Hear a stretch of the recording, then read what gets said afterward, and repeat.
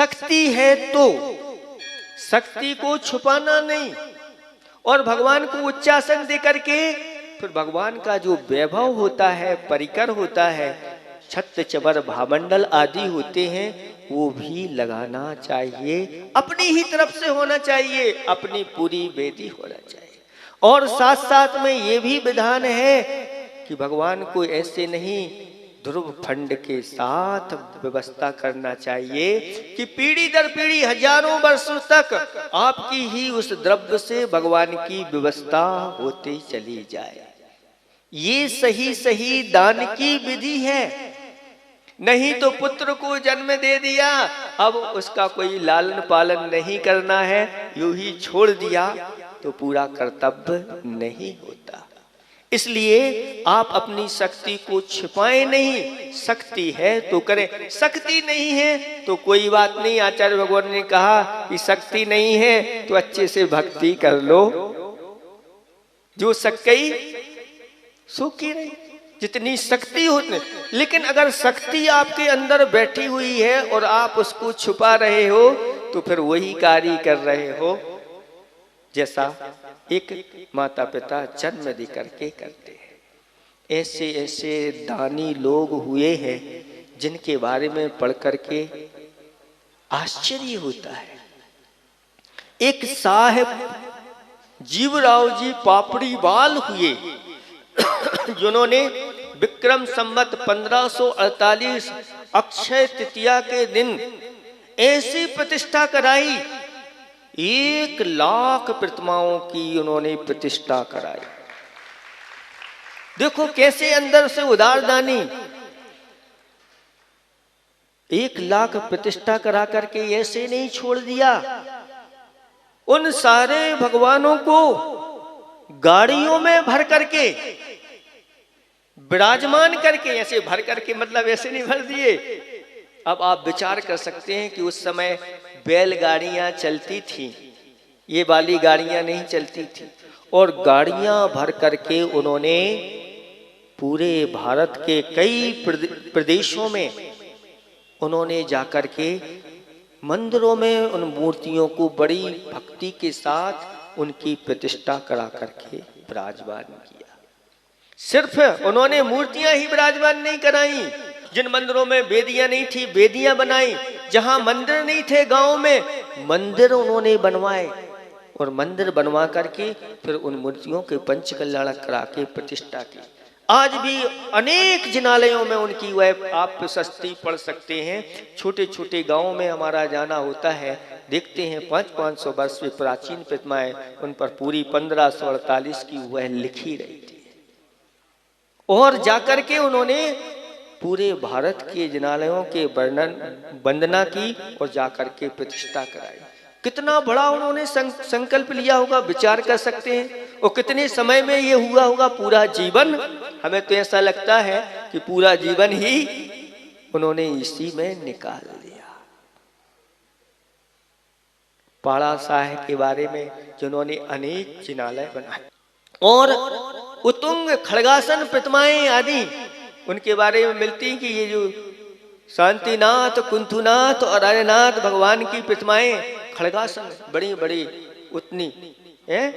समसगढ़ में भी बताते हैं कि समसगढ़ में भी वो प्रतिमाएं खड़गासन वहां पर विराजमान है।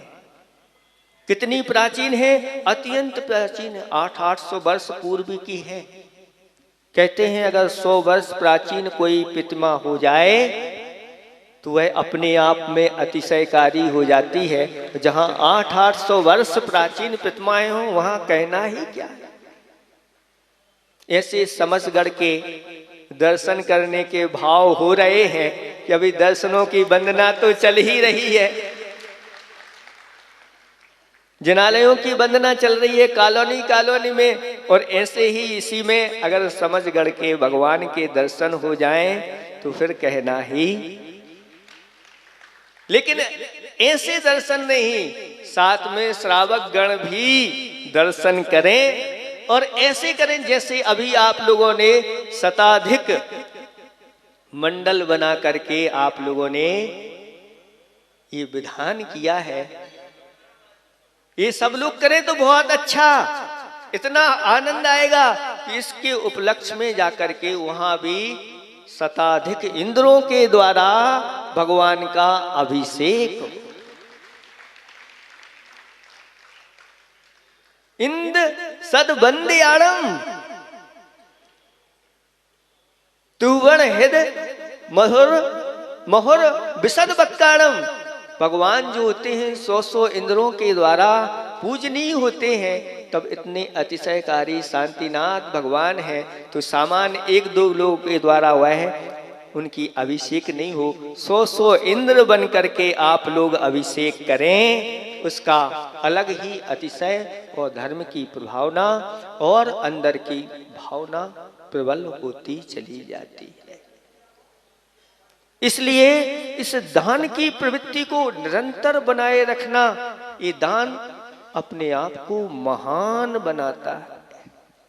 थोड़ा सा दिया गया दान बहुत बड़ा फल देता है। आचार्य भगवंतों ने ये भगवान की वाणी है, उन्होंने कहा कि बट के बीज के बराबर आप लोगों का दान होता है, लेकिन फल इतना देता है, फल तिच्छाया विभवम। जैसे बट का वृक्ष फैलता चला जाता है, और बताते हैं कई जगह एक ऐसे भी बट के वृक्ष हैं जो उनका कहीं और छोर नहीं दिखता, बहुत लंबे किलोमीटरों में फैल जाते हैं। उनकी जड़ें फिर नीचे जाती है, नीचे से ऊपर, ऊपर से बढ़ते चले जाते हैं। ऐसे फल देने वाले होते हैं। ये दान का फल आचार्य भगवतों ने कहा कि अगर आपने अपने धन रूपी बीज को, धन को अगर आपने कहीं बैंक आदि में जमा कर दिया, 10 साल के लिए जमा कर दिया, फिक्स जमा कर दिया, तो कितना मिलेगा? दूना हो जाएगा। और अगर कुशल व्यापारी है, उस धन को अगर व्यापार में लगा दे तो चौगुना कर सकता है। और अगर कोई कृषक हो और उस जितने धन को बीज बना करके और उसको बो दे, तो पहले 100 गुना निकलता था, तो 100 गुना कर सकता है। आज वर्तमान में 20-25 गुना आदि रह गया। ये आप लोगों के परिणामों के अनुसार भी प्रकृति भी जैसे आपके भाव होते हैं, प्रकृति वैसी होती चली जाती है। एक प्रकृति कहलाती है, एक विकृति कहलाती है, और एक संस्कृति कहलाती है। ऐसा कहा गया है कि दूसरे का छीन करके खाना, ये कहलाती है विकृति। और विकृति के साथ अगर आपने धर्म के लिए जो दान दे दिया है और दे करके फिर उसको अपन वापस ले लेना अथवा निर्माल आदि खा लेना, ये महाविकृति कहलाती है। लेकिन स्वयं कमाना और स्वयं खाना, ये प्रकृति कहलाती है। लेकिन स्वयं कमा करके फिर दूसरे को खिलाना, ये संस्कृति कहलाती है। इसलिए आचार्य ने खाई को लिखा है कि रोटी ना मांगो, रोटी बनाना सीखो। रोटी ना मांगो, रोटी बनाना सीखो, खिला के खाओ और फिर हमेशा खिलखिलाओ। ये दान का फल है। तो किसान ने बो दिया तो 100 गुना। लेकिन आचार्य भगवंत कहते हैं कि अगर आपने उस धन रूपी बीज को अगर धर्म के जो 7 स्थान होते हैं या दान के जो 7 स्थान होते हैं, उन 7 स्थानों में या 7 क्षेत्रों में उस बीज को अगर बो दिया तो कितना फल मिलता है? तो 100 गुना नहीं, 1000 गुना नहीं, लाख नहीं, करोड़ नहीं, अरब नील नहीं कहा, असंख्यात भी नहीं कहा, अनंत गुणा फल मिलता है। अनंत गुणा फल, ये सर्वज्ञ की वाणी है। अनंत गुणा फल देता है। ऐसा ये दान की महिमा अपरंपार है। तो आचार्य भगवंतों ने कहा कि ये श्रावक जो दान और पूजा में लगा हुआ श्रावक, वह श्रावक मोक्ष मार्ग में लगा हुआ है। मोक्ष मार्गी है, परंपरा से उसको मोक्ष मिलेगा, इसमें किसी प्रकार का कोई संशय नहीं करना। और तो और श्रावकाचार्य आदि ग्रंथों में लिख दिया कि श्रावक का यही तप है। क्या तप है? उसको उपवास अगर नहीं कर रहा है कोई बात नहीं, शक्ति उपवास करने की नहीं है कोई बात नहीं, लेकिन अगर दान पूजा कर रहा है वह तपस्वी है, उसका यही तप है। और ये तप रूपी ये उसकी अग्नि है, उस अग्नि में वह अपने कर्मों का हवन कर रहा है। इसलिए बार बार आचार्य भगवंत बताते हैं कि देखो ग्रीष्म काल चल रहा है और आचार्य भगवंत कहाँ हैं? कुंडलपुर में विराजमान है।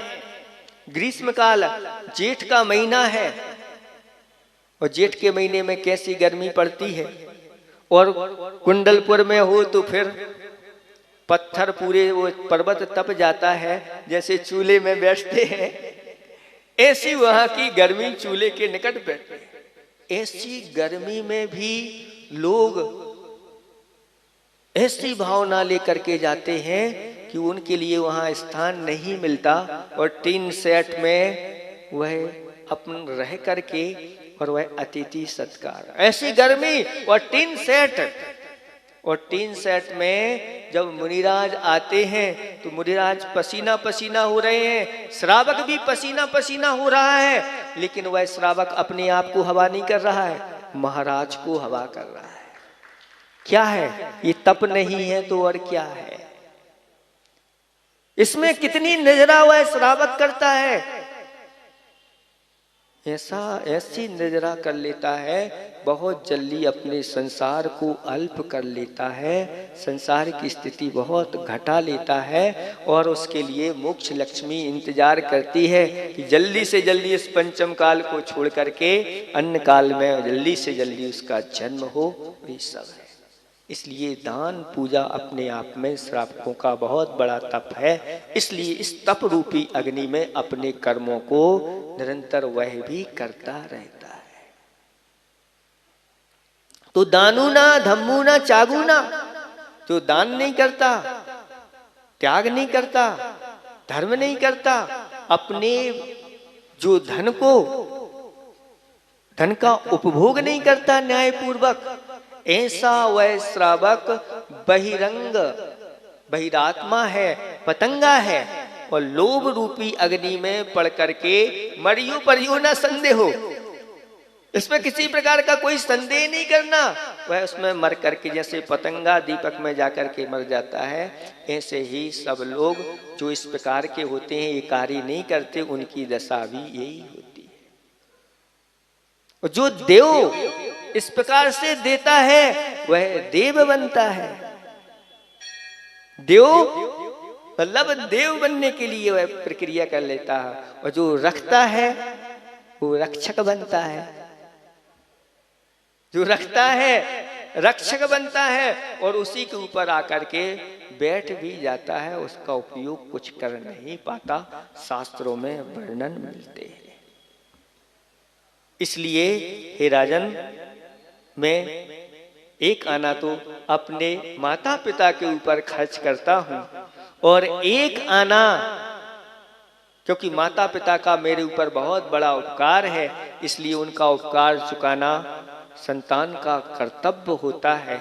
संतान जो भी कमाई करे, जितने भी यहाँ माता पिता के पुत्र बैठे हुए हैं, उनका कर्तव्य है कि जो भी आप कमाते हैं 25% माता पिता को दे दो। कितना दे दो? 25% माता पिता। आपका उपकार हम इतने से चुका नहीं सकते, फिर भी हम आपको ये देते हैं। आपको इसका जो करना है वो आप करिए, आपका अधिकार है। 25% अपनी संतान के ऊपर खर्च करो, यानी कर्ज दो। ये अब कर्ज दे रहे हैं किसको? अपनी संतान को। वह संतान आगे वापस इस कर्ज को लौटाएगी, जैसे आप स्वयं लौटा रहे हैं। इसलिए 25% एक आना उनके ऊपर खर्च करता हूँ। 25% हम दोनों हैं पति पत्नी, इतने में हमारा बहुत अच्छा काम चल जाता है। और 25% एक आना हम पानी में यानी 4 प्रकार का दान करते हैं, उसमें यह अपनी व्यवस्था। राजा को बहुत अच्छी बात लगी, ये धन का वर्गीकरण ऐसा होना चाहिए, जैसे अपने जीवन का वर्गीकरण होता है उसी प्रकार अपने धन का वर्गीकरण होता है। और 25% आपका नहीं है तो फिर किसका है? वह अतिथि का है। यानी धर्म के लिए 25% निकाल के रखना चाहिए, तभी आपकी सुरक्षा है। या ये कहें कि वो 25% जो धन आपने धर्म के लिए दिया है वही आपका है, और ये आपका है। और आपको, आप दुनिया में कहीं भी चले जाओगे, यह आप जाकर के उसको भजा सकते हैं। भजा सकते का अर्थ आपको वह जाके मिलेगा। आपने जो भी धर्म के लिए दान दिया है, लोग खड़े रहेंगे, ये आपका है, आइए स्वीकार कीजिए। ऐसे सैकड़ों हजारों दृष्टांत शास्त्रों में भरे पड़े हैं। धन्य कुमार की कथा पढ़ते ही धन्य हो जाते हैं। वास्तव में ये कथाएं बहुत अंदर से प्रेरणा देने वाली होती हैं। आप अपने जीवन में अपने धन का वर्गीकरण ऐसे ही करना, और जो अपने धन का वर्गीकरण करता है वह अपने कर्मों की निजरा भी करता है, साथ साथ में पुण्य संचय भी करता चला जाता है, और आगे जाके सारी सुविधाएं उसके लिए मिल जाती हैं। तो आप लोग अच्छी तरह से अब तैयार हो जाओ। 100 इंद्र चाहिए है। कहाँ के लिए? शांतिनाथ भगवान है, 16वें शांतिनाथ भगवान है। 100 इंद्र बन करके अपन चलेंगे और उन शांतिनाथ भगवान का आप लोग अभिषेक करना, हम अभिषेक देखेंगे। यही तो कहते हैं धर्म रथ के 2 पहिए हैं, एक श्रवण और एक श्रावक। और जहाँ ये 2 पहिए अच्छे सुरक्षित हो जाते हैं तो धर्म का रथ बहुत अच्छा चलता है। आप लोगों को कैसा लग रहा है बताओ? बहुत अच्छा लग रहा है महाराज। यहाँ से उठने की भी इच्छा, लेकिन कुछ इच्छाएं अंदर से रहती हैं, इसलिए उठना पड़ता है। आप लोग ऐसे ही धर्म की प्रभावना करते चले जाएं। अहिंसा परमो धर्म की।